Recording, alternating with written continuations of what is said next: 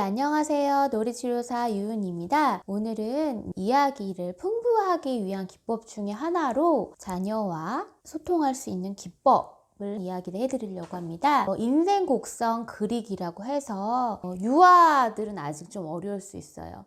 초등 자녀를 두신 분들이나 청소년, 또 성인분들까지 적용 가능한 기법입니다.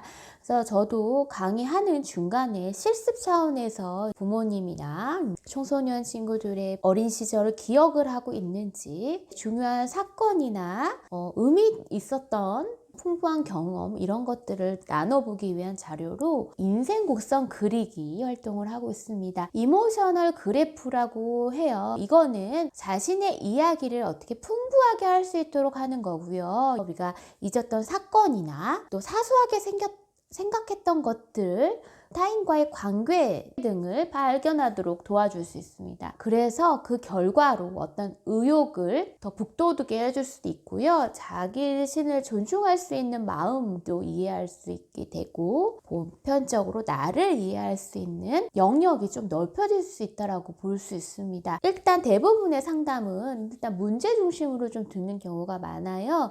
이것은 이야기 치료적인 기법 이라고 볼 수 있는데, 일단 문제 중심으로 그 내담자나 우리 자녀들의 이야기를 듣고 그 이후에 그 옆에 주변부들에 대한 이야기들도 같이 재정립해 나가는 활동이라고 보면 될 것 같습니다. 일단 문제 이야기를 들을 때 이 활동의 주목적은 크게 세 가지가 될 수 있어요. 하나는 청소년 아이들한테도 많이 적용할 수 있기 때문에 유용하거든요. 청소년이 자신을 보게 하는 거예요. 내가 이렇게 살아왔던 경험, 흔적, 열정, 아니면 또 상처가 될 수 있겠죠. 그런 것들을 아이 스스로 보게끔 하는 기법입니다. 다양하고 풍부한 양적인 차원에서 이야기를 하는 것이 아니라 어느 한 방향에서 이야기를 하는 것을 깨닫게 해주는 게 가장 중요하다고 봅니다. 사람이 이야기를 할 때는 보통 자신이 보는 관점에 따라 이야기를 하잖아요. 그 중심성이 있잖아요. 그래서 그 주변부들의 이야기들도 한번 훑어보기도 하고, 그것도 생각해보는 것이 청소년 아이들이 자기의 중심성에 갇혀서 여러 주변부들의 경험들을 간과하거나 아니면 큰 의미를 부여하지 못한 것에 대해서 새로운 접근이 좀 될 수 있을 것 같습니다. 그렇게 되면 이제 자신의 다른 이야기가 또 생성이 되는 거죠. 나는 이 관점으로만 봐서 나의 지난 시절에 살아왔던 것들을 이렇게 평가를 하고 판단했는데, 그 주변부들의 별로 중요하지 않았던 이야기들도 한번 생각해 보고 그것을 재정립을 하는 과정을 통해서 통합이 된다고 보시면 될 것 같습니다. 이러한 작업들을 통해서 자신에게 더 많은 이야기와 줄거리가 있다라고 하는 것을 상기시켜 주는 거고요. 문제와 관련된 이야기보다 자신이 살아온 다른 이야기들도 얼마든지 있다 라는 것을 상기시켜 주는 겁니다. 두 번째로는 중심적인 이야기 외에도 또 다른 이야기를 풍부하게 할 수 있도록 도와주는 거예요. 그 속에서 어떤 사소하게 생각했거나 당연시 여겼던 것들에 대해서도 새롭게 구성을 해볼 수 있도록 지원하는 것입니다. 세 번째로는 자신이 자신의 과거를 해석할 수 있는 주체 임을 자각하는 것입니다.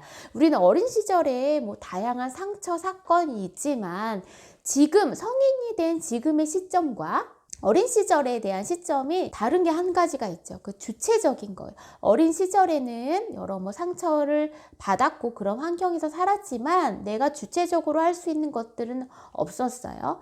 근데 성인이 된 이후라면 내가 나의 과거를 어떻게 해석하느냐, 그 다음에 내가 어떤 방향으로 나가느냐는 내가 주체적으로 결정할 수 있다고 하는 겁니다. 어린 시절의 힘든 경험 때문에 나는 그런 사람이야, 이런 것들은 다 우리 집안 탓이고 우리 부모님 탓이고 나의 환경 탓이야 라고 선택할 수 있는 것. 그럼에도 불구하고 어린 시절의 것들은 내가 어떻게 할 수는 없었어. 내가 너무 어렸기 때문에.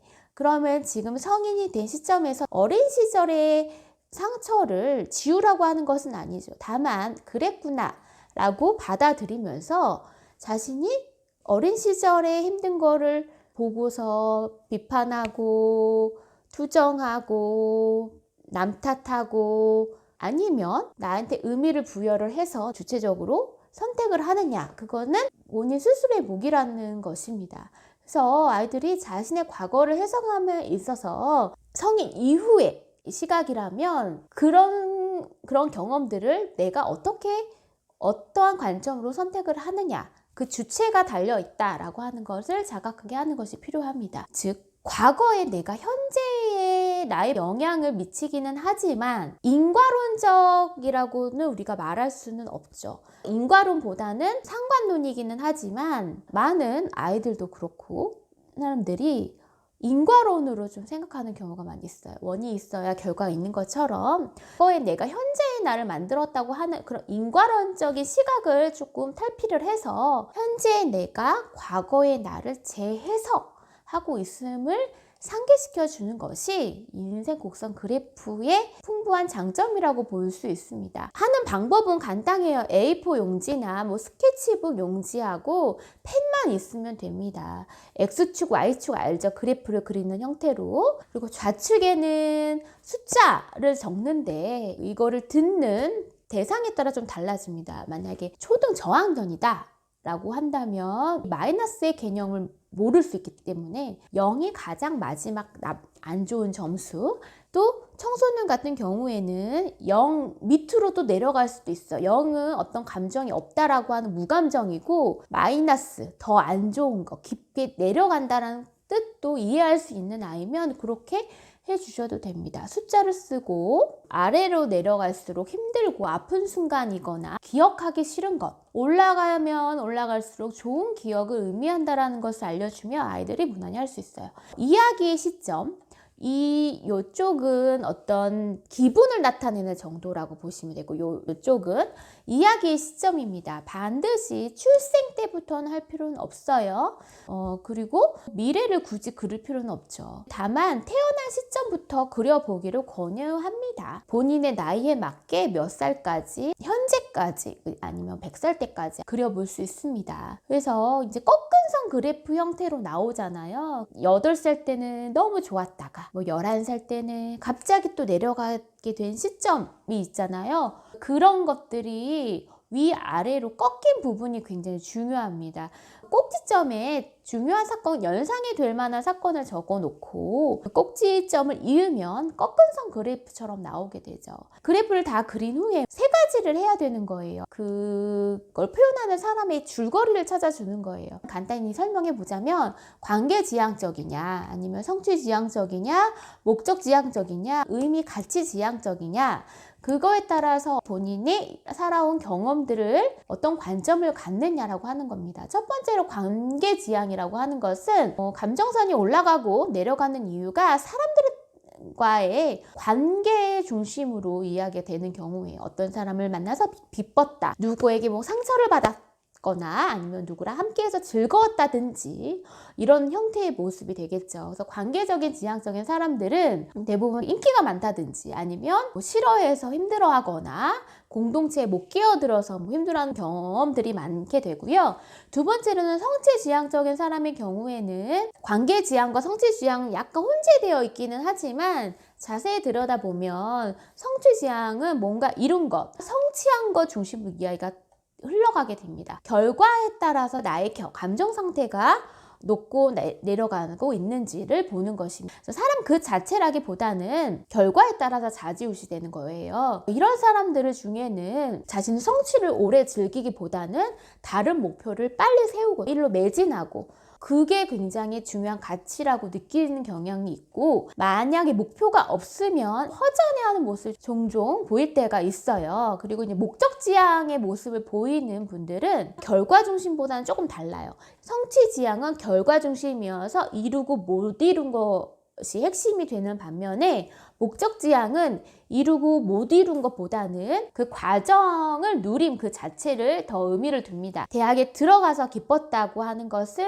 어떤 성취지향이나 목적지향 같지만 성취지향은 어느 대학에 들어갔는지 더 중요한 것이고, 목적지향은 내가 정한 대학교라는 목표를 이뤘다라고 하는 차이가 있을 수 있습니다. 네 번째로는 의미, 가치, 지향. 여기에서의 가치, 지향을 추구하는 사람들의 이야기를 들어보면 가치나 의미에 중점을 두는 듯해요. 그래서 자신이 바라는 목적이 1차적인 것이고 자신이 이루어가는 과정을 기쁜 거다라고 이제 생각이 들어요. 반면에 의미, 가치, 지향 의 이야기를 하시는 분들은 삶의 전반에 대한 질문이 앞섭니다. 어떤 일이나 사건의 의미와 가치를 되게 중요시하고요. 우리가 이제 살아온 사건들에 대해서 이야기가 나오잖아요. 그러면 이 사람은 그 중요한 사건이 관계일까, 어떤 성과, 성취일까, 아니면 어떤 목표일까, 자기만의 독특한 의미일까에 따라서 그의 면들만을 본다는 거죠. 그래서 우리가 해줄 수 있는 건 그렇게 보는 모습을 알아차리게끔 하는 것이 중요합니다. 자신의 중심 유형을 찾는 거가 중요한 것이 아니고 내가 미처 보지 못했던 그 중심,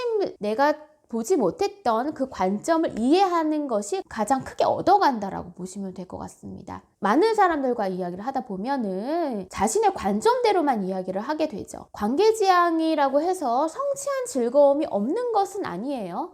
성취지향이라고 과정에서 얻는 기쁨이 또 없는 건 또 아니에요. 이렇게 사소하게 넘어갔던 것에 대해서 다시 이야기해 줄 수 있는 기회를 열어주는 것이 이 활동의 주 목적입니다. 그리고 인생 곡선에서 가장 힘들어했던 부분과 높게 올라갔던 부분을 잘라내서 좀 더 구체적으로 그려보게 할 수 있어요. 마치 카메라를 확대하는 것처럼 해서 어떤 특정 부분을 넓게 펼쳐서 구체적으로 그려보게 할 수 있습니다.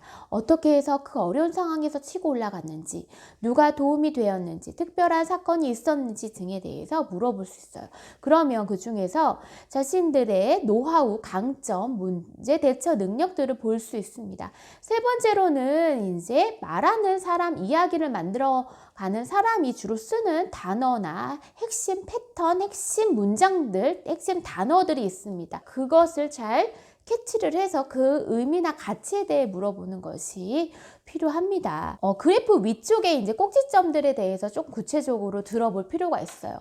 삶에 대한 가치, 그 높게 상승된 부분에 있어서 부여한 의미나 가치를 현재의 삶에서 발현시킨다면은 어떤 자세로 마음을 먹으면 좋을지, 그 방법은 뭐였었는지, 의지와 신념 등이 뭐였는지, 누가 도움이 될 것 같은지 등을 물어볼 수 있습니다. 그래서 각자 자신의 경험한 이야기들을 자기의 관점으로 보지만 쉽게 놓치거나 중요하게 생각하지 않은 관점들도 한번 생각을 해보고, 나의 벌어진 사건에서 다양한 관점을, 시각을 가지고 나의 주어진 자원, 강점, 특징점들을 잘 파악하는 데 매우 유용하게 도움을 줄 수 있는 기법이기 때문에 현장에서 집단으로 놀이치료를 하시거나 강의를 하시거나 집단 상담을 하실 때 초등학교 이상의 자녀들과 소통할 때 이런 방법들을 한번 적용해 보시면 우리가 놓쳤던 세세한 이야기들도 잘 살필 수 있을 거라고 생각이 듭니다.